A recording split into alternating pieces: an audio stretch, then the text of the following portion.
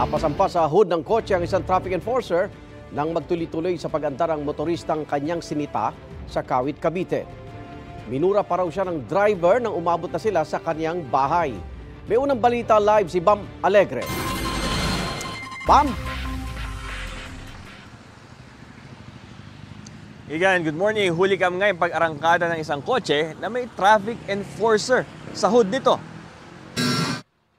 Nakunan sa ilang CCTV ang isang kotse sa Kawit, Cavite na matuli ng takbo at may nakasampang traffic enforcer sa hood.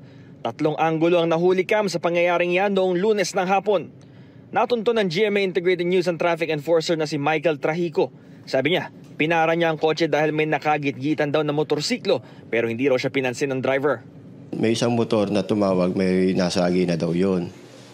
Kaya naman kami, bilang isang enforcer, ginampanan namin ang aming trabaho. Sinundan namin yung nakasasakyan.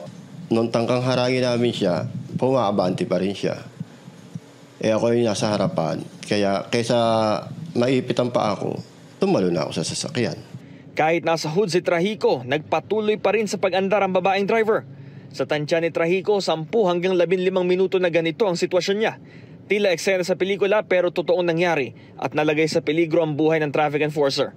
Kasama raw ng driver ang ina sa kotse ayon kay Trahico pero hindi rin daw nakinig ang driver sa kanyang ina.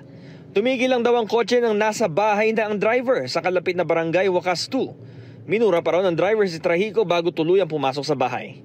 Paglabas niya ko ng sasakyan, sinabihan niya ako na magdemanda ka. Dito sa bahagi ng kalsadang ito natin kinatatayuan malapit sa Aguinaldo Shrine sa Kawit, Cavite, nagsimulang sumampa yung traffic enforcer dito sa sasakyan ng sinisita niyang motorista dahil patuloy siya sa pag-arangkada. Nagsampa na ng reklamong direct assault si Trahico kaugnay sa insidente. Nakita ng kasamahan ni Trahico na si Dominador Rieta ang lahat ng nangyari. Dismayado siya dahil tila hindi raw sila binibigyang halaga bilang mga traffic enforcer. Parang minaliit kami. Parang hindi na kami ginalang. Dapat to, kahit kami ganoon, irespeto rin naman kami. Sinusubukan pa namin kuhanan ng pahayag ang suspect.